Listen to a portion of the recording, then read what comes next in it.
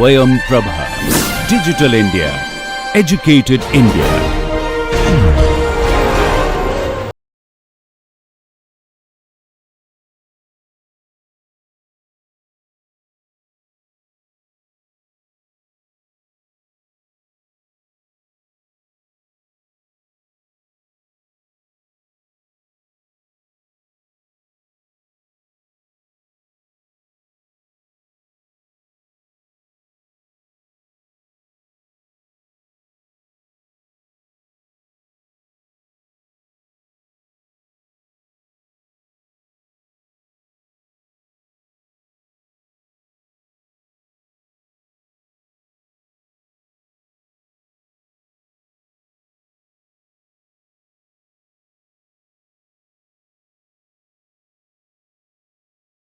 Hello and welcome to another lecture on control systems.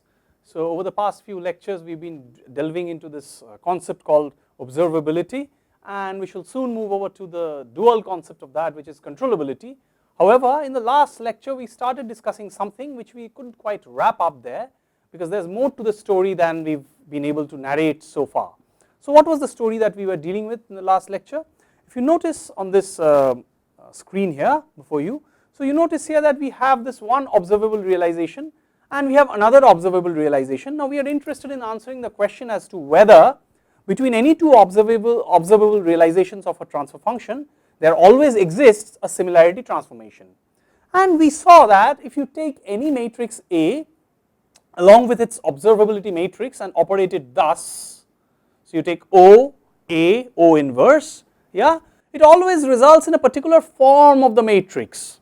Right. So for example, if someone has realized the observability matrix, the system in one observable form which is A1, B1, C1, D1, and the other person has realized it in another form which is A2, B2, C2, D2, right, then it turns out that if you take the corresponding observability matrices of those two realizations and hit the A matrices, the corresponding A matrices with O, A, O inverse on either side, you get exactly the same form, right, on either side. So that is because of this celebrated result in matrix theory or linear algebra, which is called the Cayley-Hamilton theorem, right. We saw an application of that Cayley-Hamilton theorem in proving this, that they do indeed result in the same form of this matrix. And having said that, then we saw that if we equate on both sides like this, because both those forms are observable, the observability matrices for both those realizations O1 and O2 would be invertible, and therefore you can write this A1 matrix as some T inverse A2 T, where T is given by this, right. So this is our T matrix. But this unfortunately does not complete the whole story. We are still to show that this same T, when acted upon, rather when the same T acts on C2, so we are now faced with the question, is C1 is equal to C2 T, yeah, because that must also be true if it's indeed the same similarity transformation. In other words, we have just found a similarity transformation between the corresponding A matrices. Now we have to ensure that the corresponding C matrices also are exactly the same, that is similarly transformable, right. So how do we see that? Notice for that I am going to take you back a few slides to the previous day's lecture. So if you recall, we took this as our observability matrix and then we said that let the inverse of this observability matrix be written in this form where this P1, P2, P3 so on till Pn is going to be the columns of the inverse of the observability, right. And then we saw that invariably, because the O times O inverse must lead to identity, that is what an inverse does, you operate a matrix with its inverse and you get back identity. Just by using that result, you see we landed up with this condition, right. So if I now write this in a compact form, so just take this here like this. So if you take any C1, yeah, and you take, let's say, P1 O1, P2 O1, by O1 I mean realization 1, yeah, likewise till Pn O1, what will you get? Going by this expression here, you will get the first entry to be 1 and the remaining all entries to be 0. So what you will get is 1, 0, 0, 0, 0 like this. Similarly, now this is independent of whether it's the first realization or the second realization. So if you take second realization and hit it with the inverse of the observability of the second realization. So that is, its columns are going to be P1O2, P2O2, likewise till PnO2, yeah. So this is basically O2 inverse and this is basically O1 inverse, right. Again, because this result that we proved the other day was independent of the realization, you take any realization and hit the A matrix with this sort of a structure, that is the observability times A times the observability inverse, yeah, provided it is observable this inverse will exist and you can hit it like this, yeah, this is what we saw the structure to be like. So therefore this structure is also going to be like this, 1 0 0 0 0 like this. So therefore we come to the conclusion that C1 times O1 inverse is equal to C2 times O2 inverse, right. In other words, you get the result that C1, the output matrix in the first realization, is equal to C2, that is the output matrix in the second realization, times this O2 inverse O1, yeah, I am just operating by O1 on the right on both sides of this expression, okay. So now notice, what is this after all? The other day this is exactly the matrix that we defined as T, O2 inverse O1, yeah. So that is nothing but C2T. So we have answered this question in the affirmative. So it seems like the A and C matrices are compatible, that is, if this is the T matrix that we choose, right. So we have not just told you that such a similarity transformation exists between any two observable realizations, but we have explicitly computed for you what that similarity transformation will be.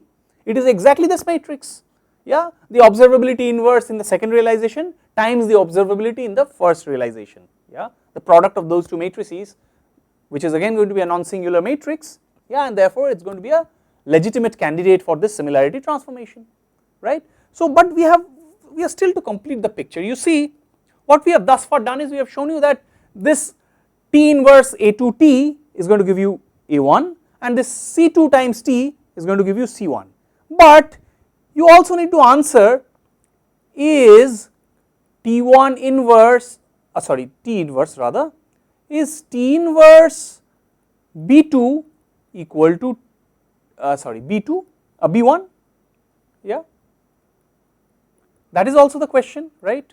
So of course you see that well, if you start from the same transfer function, then this is going to be equal to C1 Si minus A1 inverse B1 plus D1 is equal to C2 Si minus A2 inverse B2 plus D2, and we have already seen that if they come from the same transfer function, then this D1 and D2 must be the same, yeah. So that is a no brainer. So we can get rid of this from both sides, yeah, because D1 is equal to D2, that we have already seen if they represent the same transfer function, right, and since these are realizations of the same transfer function, therefore this must be equal. So therefore we are then left to ponder over this, the fact that this must be equal to this, right, this is all we know. And now we are saying that now suppose, look, there is this one realization which is A1, B1, C1, D1, and there is the second realization which is A2, B2, C2 and D2, and we have seen that this A2 is going to be nothing but T inverse A1, T, we have explicitly cooked up what the T is, right, this is T inverse A1 T. This C2 we have seen is C1 times T, yeah, and this D2 we obviously know if they have to come from the same realization is equal to D1. Now the question is this last fellow here, yeah.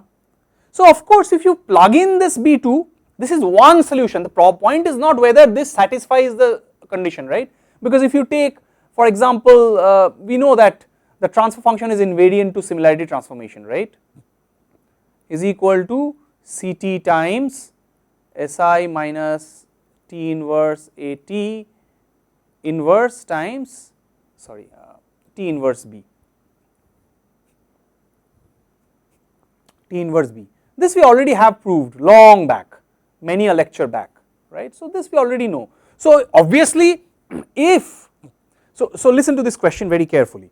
What we are saying is, obviously if you, one possible solution of B2 is definitely this, sorry, one possible solution of this is definitely T inverse B2 is equal to B1, right. If A and C are related by this similarity transformation, and if you relate B also by the same similarity transformation, you are definitely going to get back the same transfer function. But the question is can there exist multiple, or rather let me rewrite that. So the question we are asking is, can there exist B2 and B2 tilde such that B2 is not equal to B2 tilde, and so I will formalize the question first and then we will explain what it means. So B2 and B tilde such that B2 is not equal to B2 tilde and B2 is equal to this, exactly this expression, TB1, rather T inverse B2 is equal to B1, yeah, and yet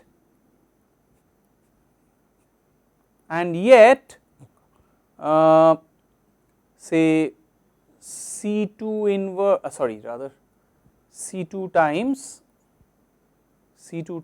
Si minus A2 inverse B2 is equal to C2 times Si minus A2 inverse B2 tilde. So what we are saying is the following, notice very carefully what we are saying. We are saying that we are assured that if you have realized your system in the state space form in one observable realization, I have also realized my system in an observable realization, right, and we will both have some A, B, C, D matrices to deal with, right. By default our D matrices have to be the same, yeah. So the question is about whether our A, B, C matrices are the same or not, yeah. Now we have already seen, if not the same, I mean they are similar or not, sorry I take that back, not same but whether they are similar or not. So we have seen that there does exist this similarity transformation, so therefore by which I can go from my A matrix to your A matrix provided I know your observability matrix, yeah. I have also seen that I can go from my C matrix to your C matrix provided I know your observability matrix. Now provided I know your observability matrix, I can get from my B matrix to your B matrix as well, but is that the only possibility? Could you not have chosen some other B2? Yeah, that is the question, because remember, and this is an obvious question, right, the observability only talks about A and C, it does not talk about B. So then why should it be that this B is unique?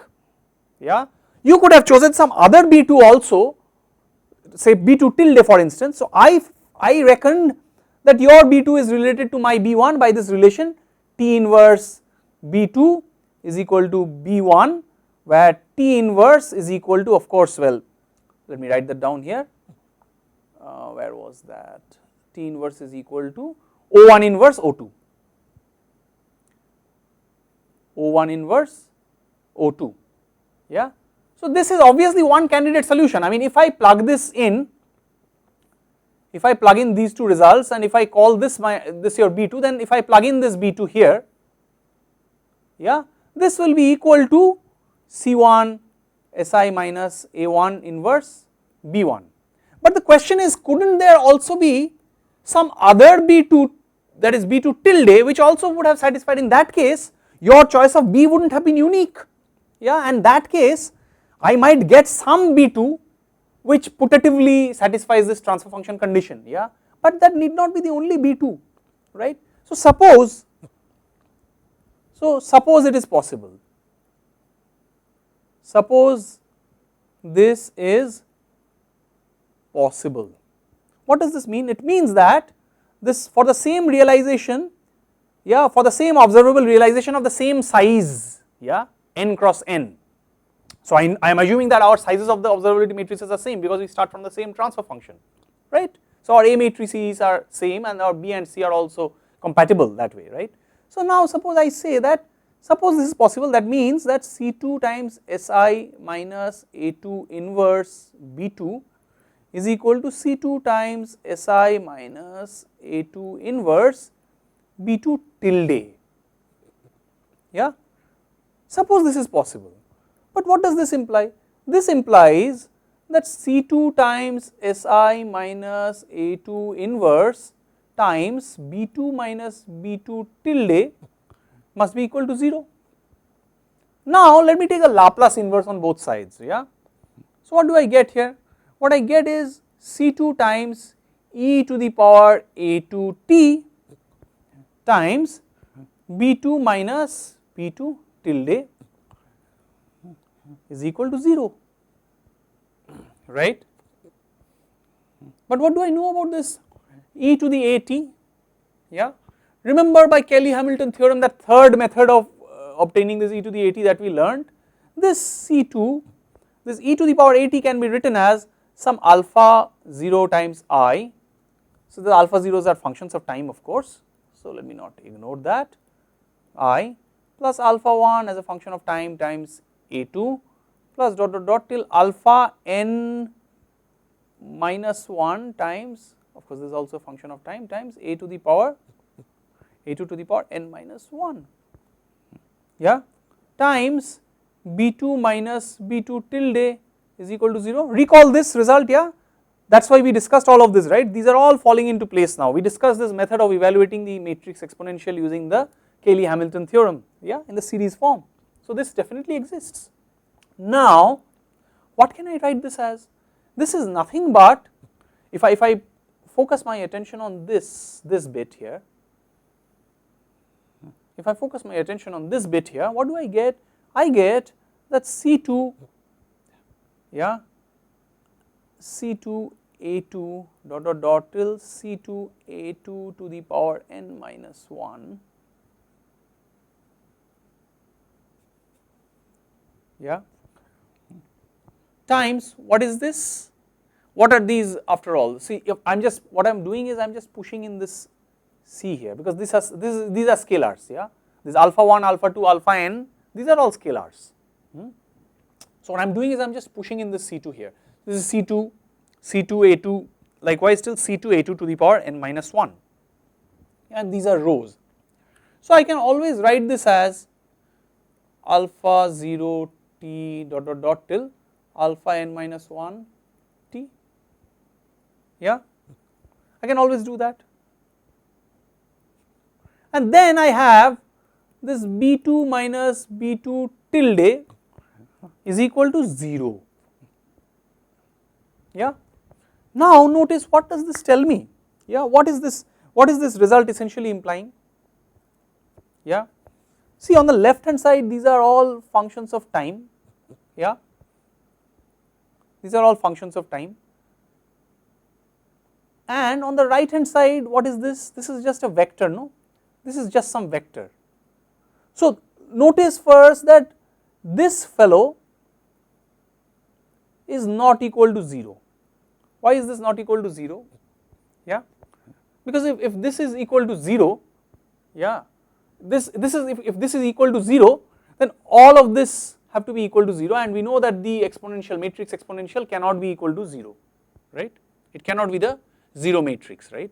If all of these alpha 1, alpha 0, alpha 1 till alpha n minus 1, if all of these are 0, yeah, then this whole thing vanishes and this e to the a2t must be 0, but we have already proved earlier that the matrix exponential, actually we have proved something more. We have proved that the state transition matrix for a linear system can never be 0 or singular, in fact, yeah. So forget about 0, it can't even be singular, and now you are asking it to be 0, impossible. And then the matrix exponential is the special case of the state transition matrix for the linear time invariant system, so this cannot be 0. Now if this is not 0, can a non-zero vector, yeah, combine the rows of a non-singular matrix and give 0, yeah, because these are linearly independent rows. Remember, if this is an invertible matrix, after all, is invertible. So we know that if a matrix is invertible, then its rows are linearly independent and its columns are linearly independent. In this case, these rows are linearly independent. So therefore you cannot have a non-trivial combination of the rows of this matrix, yeah, which leads you to 0. So therefore neither is this 0 nor is this bit 0, yeah. Now the third option is either this V is equal to 0 or this V is such that it combines the columns of this matrix. This is after all the observability matrix, no. So this combines the columns of this observability matrix in such a way that it becomes 0. But again, if it's a square matrix, if it's non-singular, yeah, if it's a square matrix that's non-singular, then what can we say about that square matrix, right? We can say that every one of its rows are linearly independent and its set of columns are also linearly independent, right? So you cannot have a non-zero combination of the columns of this observability matrix that leads you to 0. So therefore this V2 must be equal, this V must be equal to 0, and that implies that B2 must be equal to B2 tilde. So which means that given that your system is observable and your A and C matrices are fixed, your B matrix automatically gets fixed up, right? And therefore we have an affirmative answer to the question that of course that one solution which you get, that B2 given by T times B1 or B2, I mean T inverse B2 giving B1, through this similarity transformation, like so we have chosen here, where was that, yeah, this similarity transformation, this T, yeah, the same T will also give me the unique B, right, provided we are realizing the same size transfer function, same transfer function with the same poles and zeros, same degree of the numerator and denominator, yeah, and both our realizations are observable. There will always exist a similarity transformation between my observable realization and your observable realization, yeah, that is the big story. So let me explain this a little better, because you might go back with the impression that I am saying these alphas, these alpha 0 to alpha n minus 1, this is a non-zero vector, and this is being post multiplied by a column vector, which is basically the observability times this B2 minus B2 tilde, and either of them have to be 0, but that is not necessarily true. Two vectors, if you take their A transpose B for example, A and B may not be 0, but if A and B are orthogonal to each other, then A transpose B is 0. So you might wonder why this is, I am claiming that since these alphas are not 0, therefore the second part must be 0, right. Here is the reason. This alpha, please note, is not just any ordinary vector, yeah. These alphas are all functions of time, so these are not just constant numbers. And what sort of functions of time are they? Just recall the way, the manner in which we derive these alphas, right. So if you recall, when we were solving for this matrix exponential, we had this e to the lambda 1 t, e to the lambda 2 t, at least for the distinct eigenvalue case, e to the lambda n t like this, yeah, and then we had some sort of a Vandermonde matrix, and then that Vandermonde matrix, you remember, if it was for distinct eigenvalues, always invertible, right. So we had this alpha 0 t, alpha 1 t, so on and so forth till alpha n minus 1 t, right. So we had this sort of a equation, and this V was invertible. So when you are saying that these alphas are linearly dependent, it means that there exists Ci such that summation Ci alpha I t is equal to 0 for all t. Remember, this is the significant difference. When you are taking functions of time, you cannot just choose any arbitrary C and say that it is vanishing at any one instant, it has to vanish at every instant of time. Now if that is the case, just notice that based on this, what can we say, that these alpha 0, alpha 1 dot dot dot alpha n minus 1, of course I am omitting the function of t, though it is very crucial. Okay, let us not omit it, let us keep it. So these are all functions of time, is equal to nothing but V inverse times e to the lambda 1 t dot dot dot till e to the lambda n t, all right. Now you are saying, what is this expression equal to? This expression is tantamount to saying that C0, C1 dot dot dot till Cn minus 1 times alpha 0 t dot dot dot till alpha n minus 1 t is equal to 0, but that in view of this expression boils down to nothing but C0 dot dot dot till Cn minus 1 times V inverse, and let us take this together now, because this now, if this is a row vector, then this entire thing is also a row vector of the same size, times e to the lambda 1 t dot dot dot till e to the lambda n t is equal to 0. So in other words, if you want to have the situation that, sorry, that's 0 is not getting written clearly for some reason, let me write that down clearly. Yeah. So this is equal to 0, right? Now if that has to be equal to 0, then look, what is this? This is further, you can write this as some R1, R2 dot dot dot till Rn, yeah. These are all, this is a row vector times e to the lambda 1 t dot dot dot till e to the lambda n t is equal to 0, which means that the e to the lambda t's for different lambdas, they are linearly dependent, but that is clearly impossible because exponential functions are linearly independent, we know that, right. You cannot have exponential functions that are linearly dependent, that is a linear combination of them vanishes for all t identically, right, it cannot be so.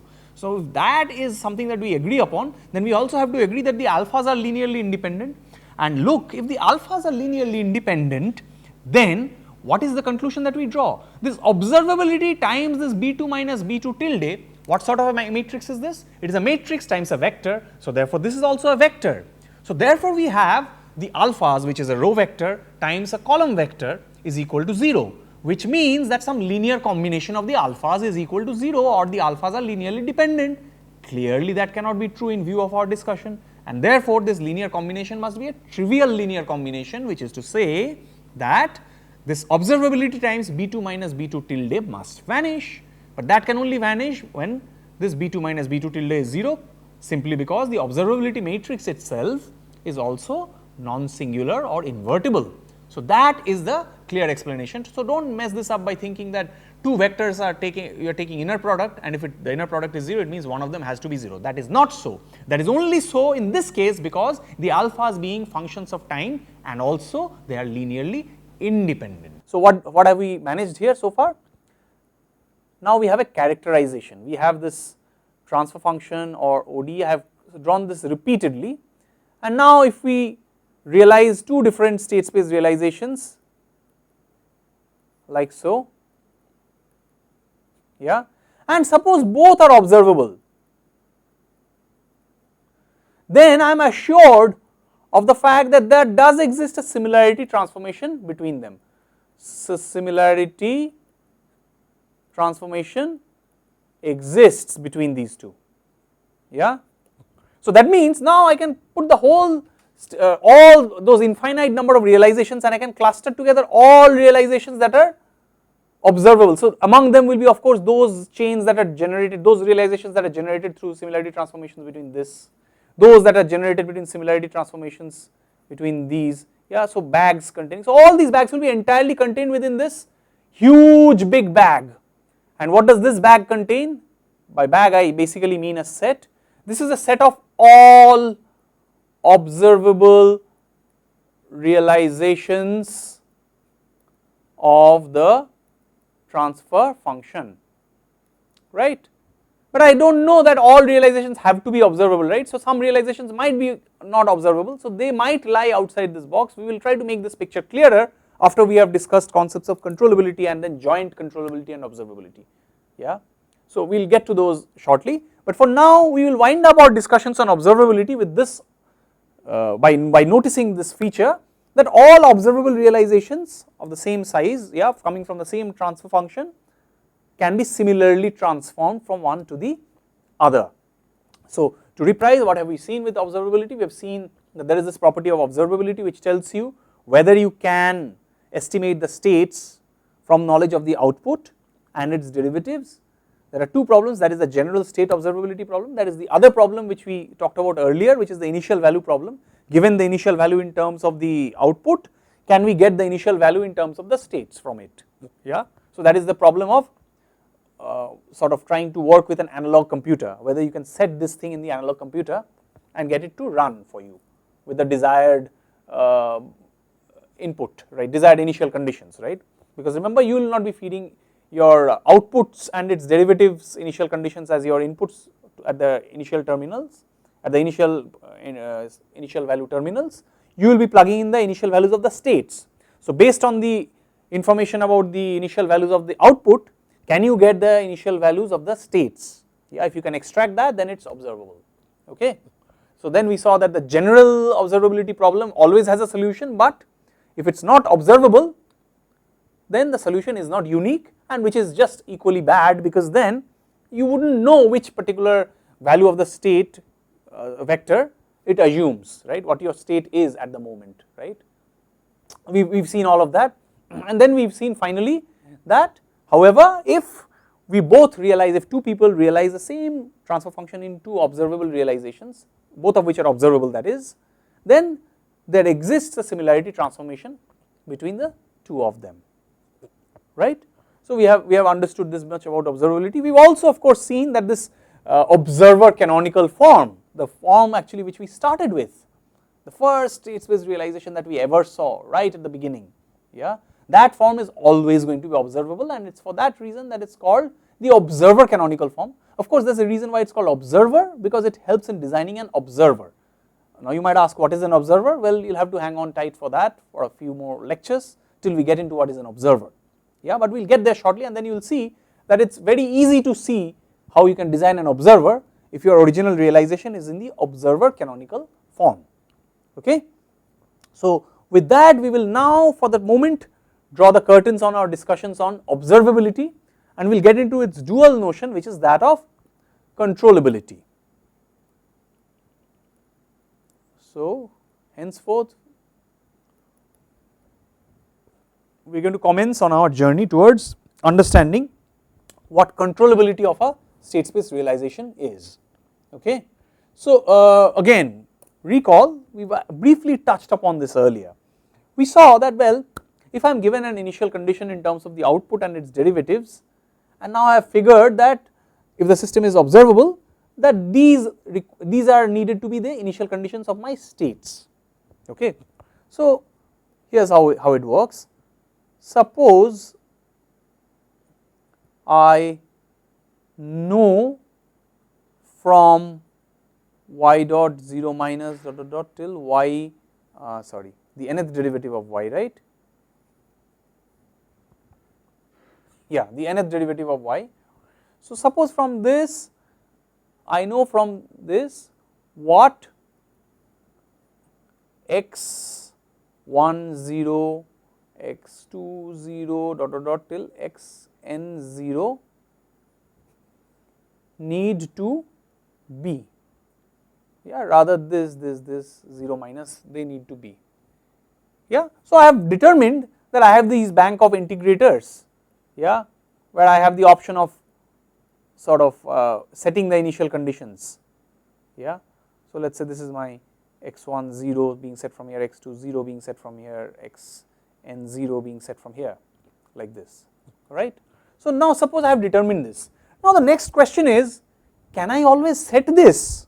Now the way I have drawn this figure, you will say, yeah, of course you have access to all those integrators separately, so why not just put a voltage of requisite quantity, yeah, put a requisite voltage along this terminal, yeah, and you will get your desired initial condition set, right. But the question is that suppose I do not have access to these, suppose these ports do not exist, they do not exist, yeah. So the only way I can set the voltages at these op amps or these integrators is through this U, alright. So there is this structure, whatever, I do not know, I do not want to draw the structure, the detailed structure of the state space realization. Now the question is that suppose I am allowed to only add this different values of this U here. Now it could be that, well, this x1 0 minus, x2 0 minus, xn 0 minus, these are all some arbitrary values. Suppose I need them to be 1, 2, 3 dot dot dot till n. Suppose this is the value I need them to be. On the other hand, these fellows are already sitting at -1, -2 dot dot dot till -n.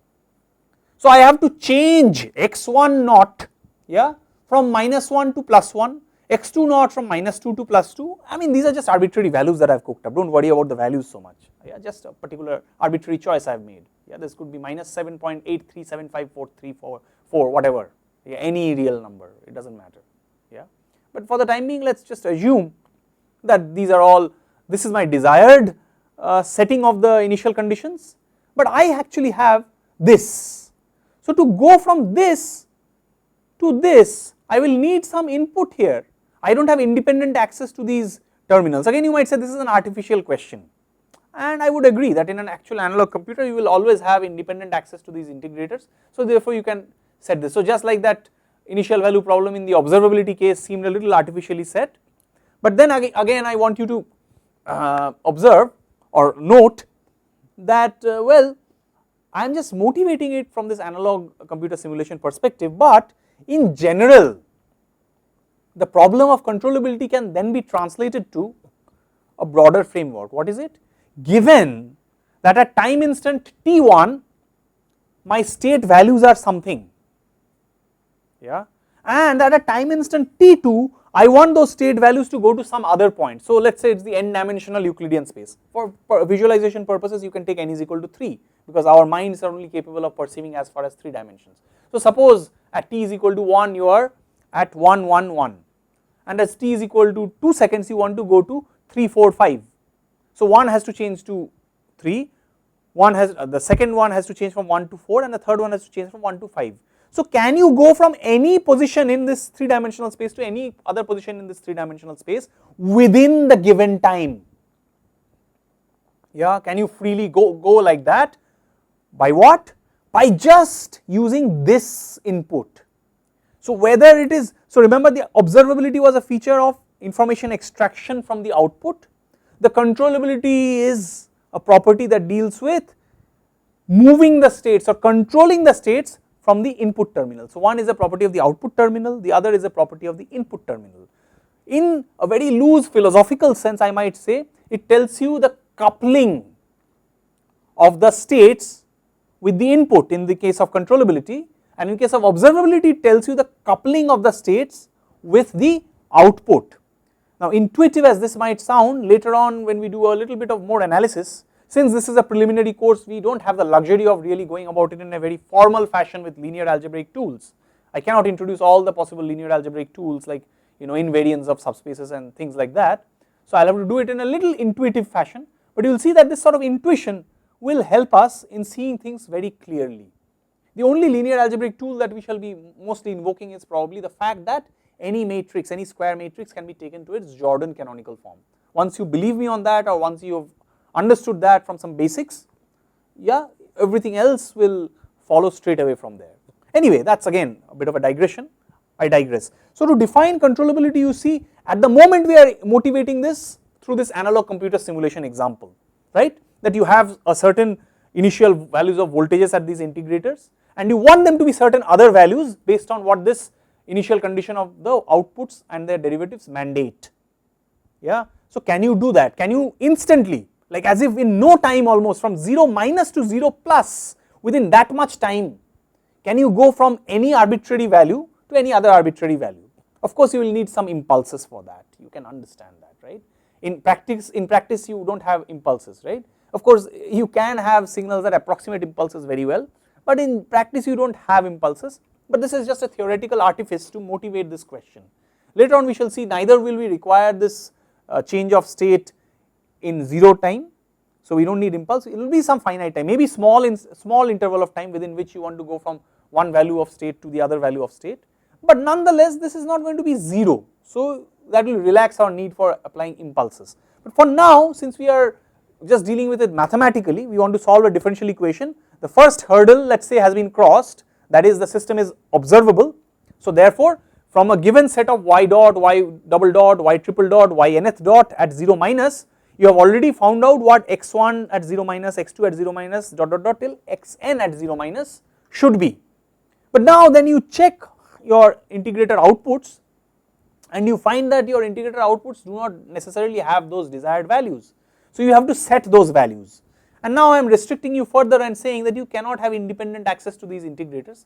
So the only way you are going to be able to set these initial conditions to these integrators is through this input channel. Now provided that this input channel has some properties which we shall shortly term as controllability, yeah, we will see that you can actually set any initial condition. So therefore the complete problem will be mathematically you can simulate this, yeah. So I can give you any possible choice of n tuples as those initial conditions like y, y dot, y double dot, so on at t is equal to 0 minus, yeah, and you will be able to not only evaluate what the desired initial conditions of the state should be, but you will be also able to set them by applying only input at the input channel. That is the question of controllability, okay. So let us see what it requires. So we will, for reasons which will be explained a little later, we will consider this to be realized in the phase variable form, and we will take the 3 by 3 case for now. Yeah. So you know that in the phase variable form this looks something like this.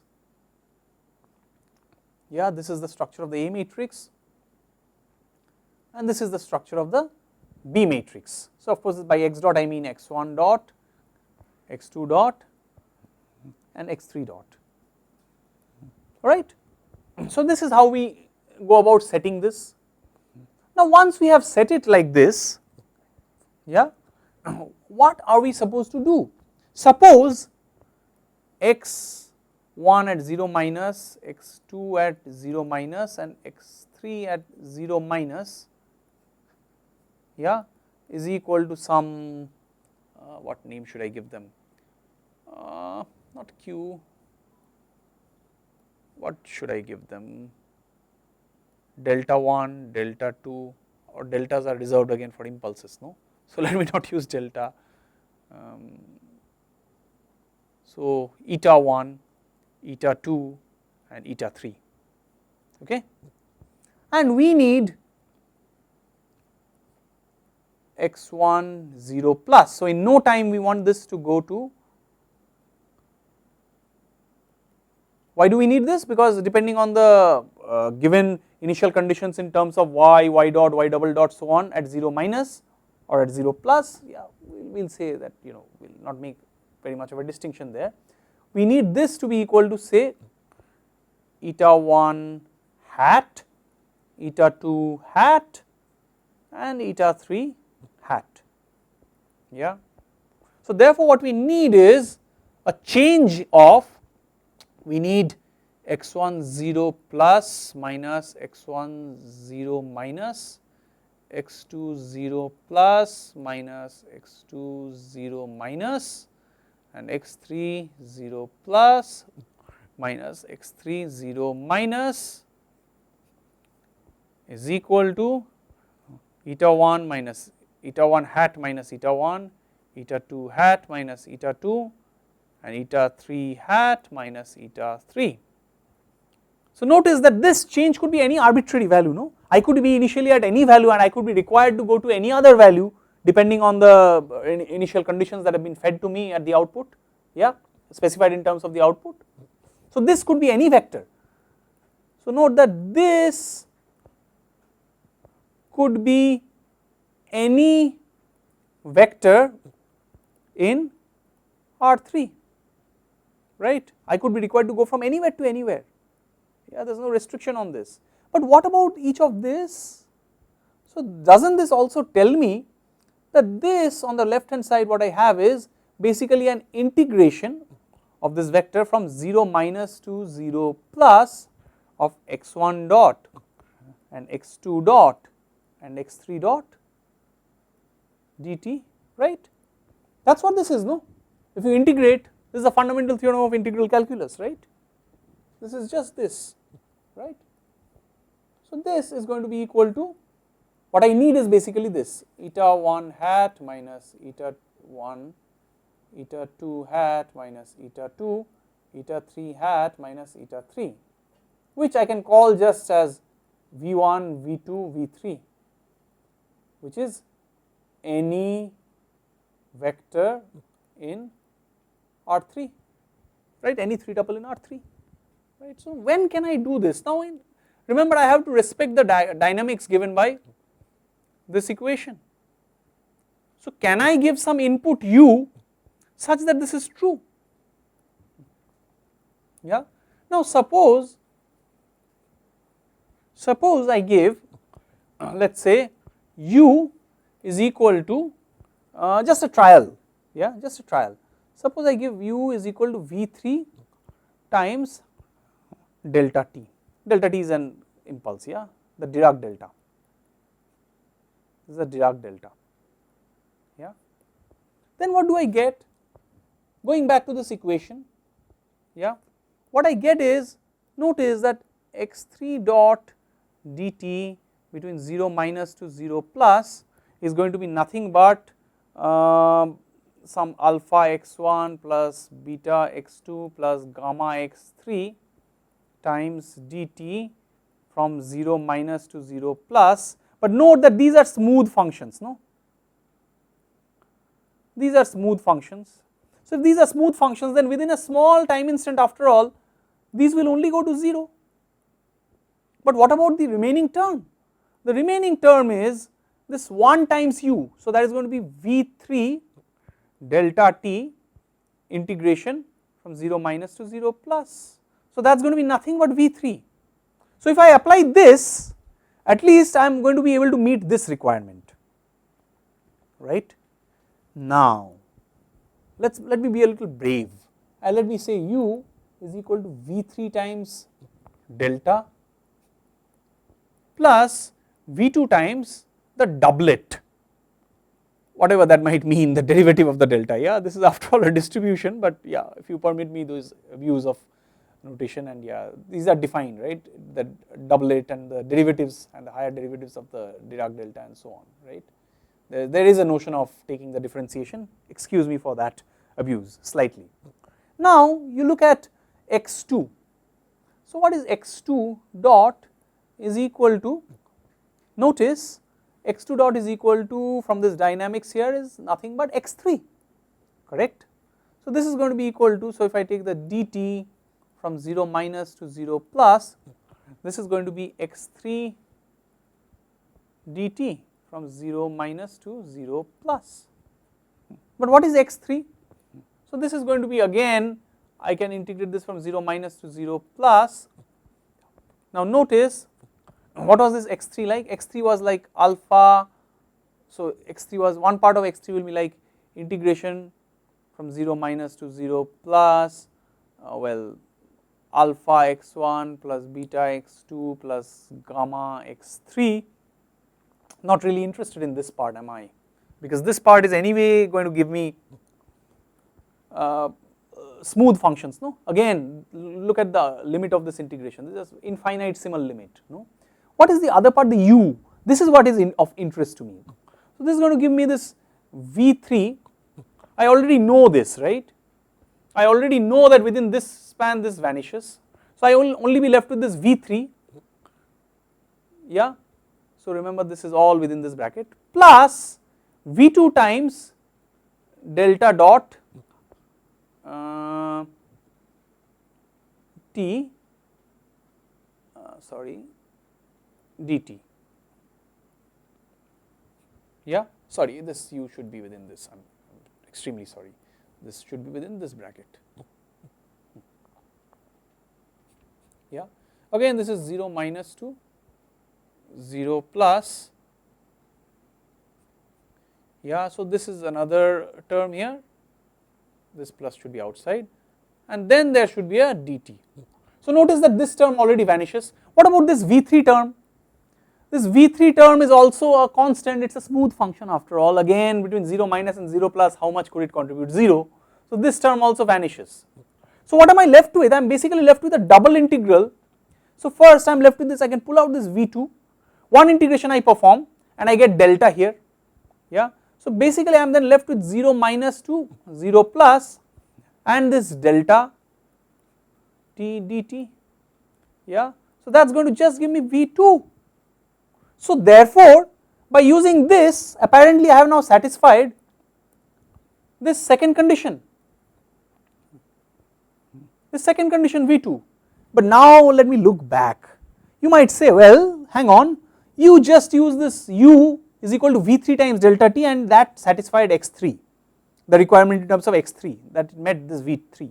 Now in order to satisfy x2, you are using a different input, you are using this input, modifying it by v3 times delta t, the earlier input that you had, and you are adding to it a derivative of the delta multiplied by v2. But I understand it satisfies the condition on v2, but isn't it going to jeopardize the condition on v3? Yeah, so let us try that.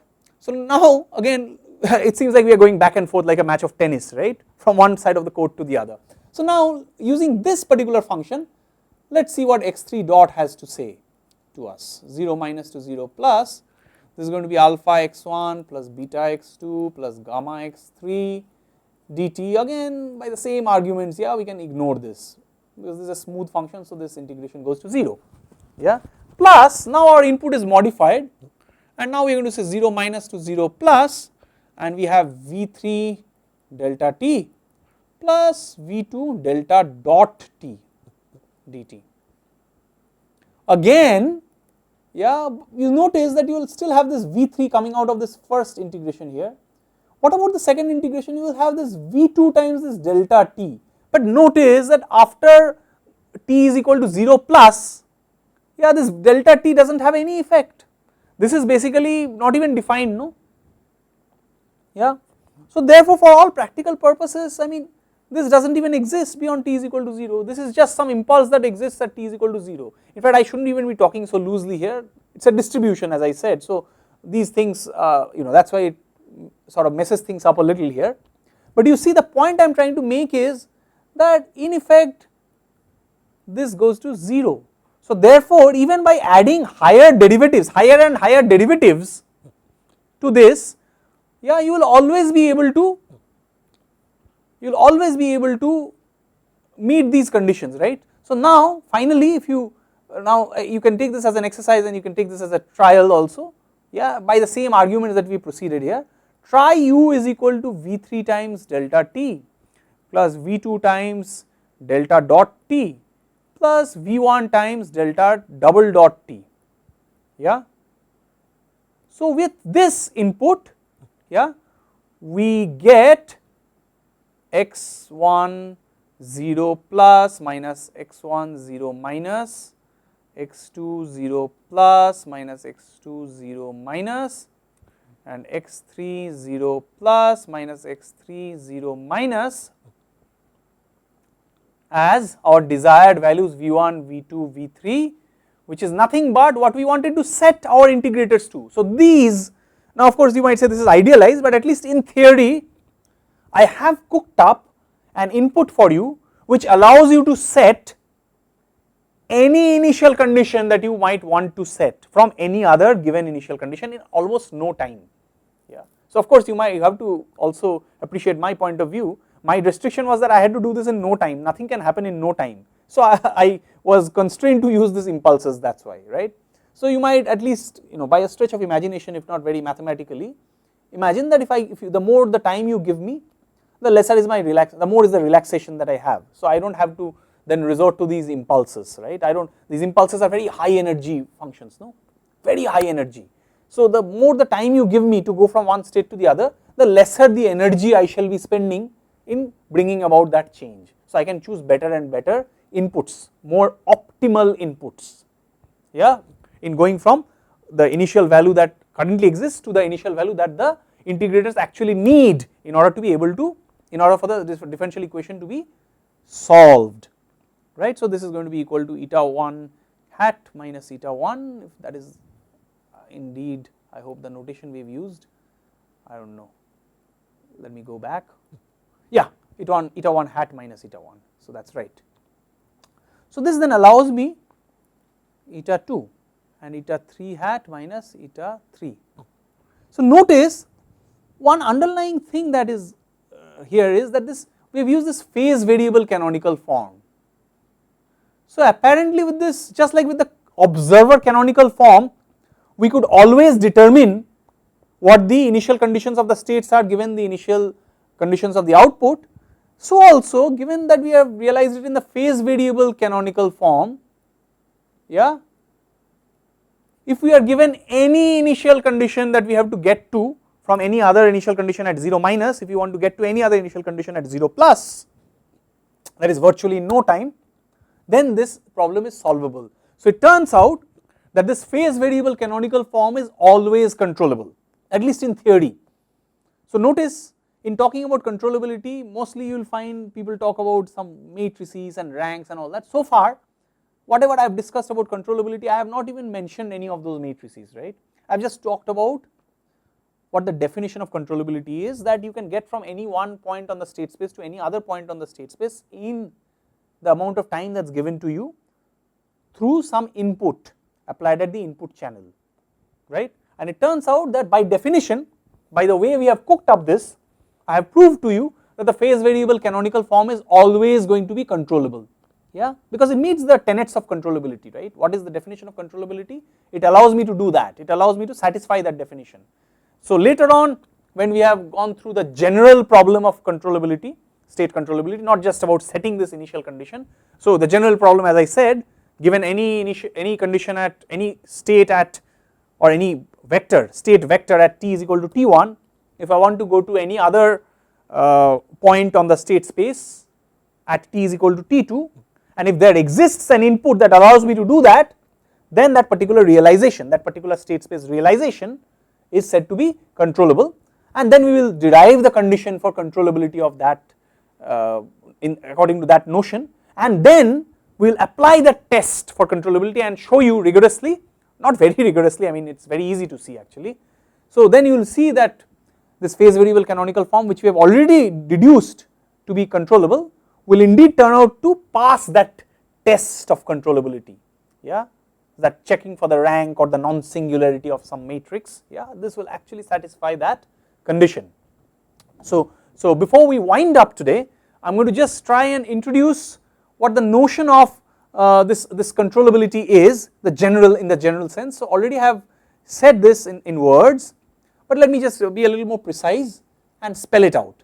Again, these are not very strict definitions, but loosely speaking, if there exists an input, so remember this is not necessarily a constructive proof that we are going to show, right. In general, obtaining that particular input which will allow you to go from any state to any other state requires something called the controllability Gramian, which is a Wronskian, yeah. If you have heard of those terms, good luck to you. If you haven't, don't worry, because that will require some advanced courses of controls which we will not cover in this course, right.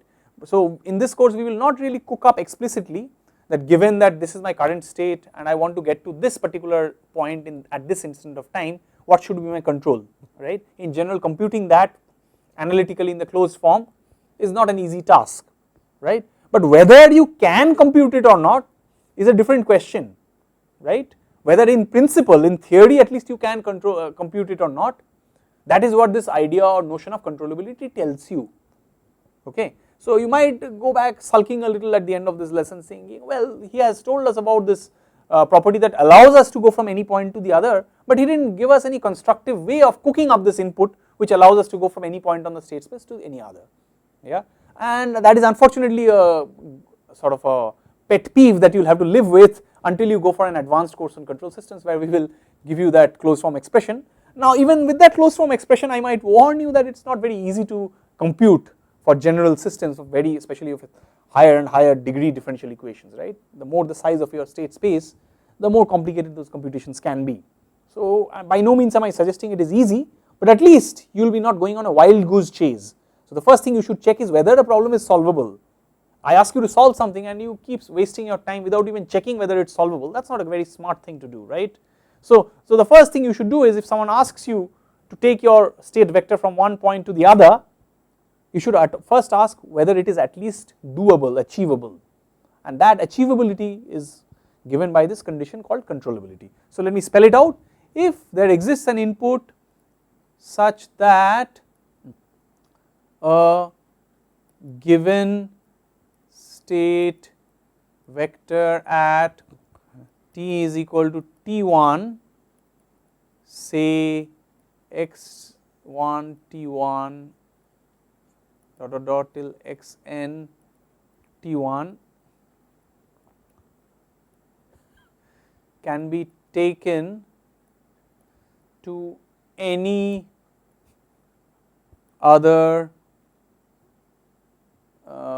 point on the state space at t is equal to t2, say x1 at t2 ... till xn at t2. So remember, these are constants, these are given to me. So this is, let us say, a vector v in Rn, and this is, let us say, a vector v hat in Rn, yeah, or maybe I should use eta just to be consistent, no, yeah, let me use this eta since I have already introduced this. Why use another variable then, yeah. So this eta and eta hat, right. So I want to go from eta to eta hat, of course T2 is greater than T1, so we are only talking about causal systems, right? We are not talking about things that can be undone from the past, it never happens, as I have often like to joke about this, right? So you cannot be sitting here in 2020 thinking about what we could have done in 1950, right? Because right now whatever you do is not going to affect what happened in 1950 unless you invent a time machine, yeah. So you can only look forward. So you cannot say that, okay, now my state is here, yeah, and I want to go to another state in the past based on some input that I apply now. Bad luck, no matter who might convince you that it's doable or otherwise, logically it's not possible, right? So if you permit me to philosophize a bit, it always makes sense to look to the future rather than, you might remember what happens in the past that allows you to understand the dynamics of the system, but there's no way you can undo the past through any input or any effort that you apply at the present. All you can do is shape the future. So if this course on control systems at least allows you to take home one message, I hope that that is one message that you carry forward in your lives. Anyway, jokes apart, so what we are saying is that if there exists an input such that a given state vector at t is equal to t1, say this eta, can be taken to any other point on the state space at t is equal to t2, say eta hat, yeah, through this input, right? If there exists an input, let me call it u, then the system is said to be controllable, yeah. So this is the definition of controllability. Nowhere is there any mention of any matrix, its rank, its invertibility, whatever, whatnot, yeah. Notice I have not even introduced any of that notion. I have just done a simple bit of analysis of a third order system realized in the phase variable canonical form, and I have shown you that it's always going to be controllable because it meets the condition of this definition, right? So don't hold this definition as like the most pure and pristine form. I always recommend that no matter whichever classes you attend, always go back to your textbook, right? So go to the textbook, there they explain this controllability in a very rigorous format, maybe in a more mathematically precise way, but this is essentially what the idea is, right? You want to go from one state to any other state within some time duration that's been allocated to you, and can you cook up an input that allows you to do that? If such an input can be constructed, then your system is said to be controllable, right? So this is going to be our object of study in the next lecture as well, where we shall see, already we have motivated this, where in the next lecture we shall see that in the general case, given any realization, not necessarily in the phase variable canonical form, right? So given any realization, when this is doable, when can we actually say that a system is controllable in terms of any arbitrary form of this ABCD matrices, yeah. If we can obtain that, if we can figure that out, then we have some hope of coming across some condition, like the observability condition was, remember this matrix C, CA, CA squared, we will see exactly that with controllability we have something very similar, and there is a reason why it is called a dual, okay. So we will see that in the next lecture, but till then hold on to that thought about controllability and its fundamental notion. Thank you.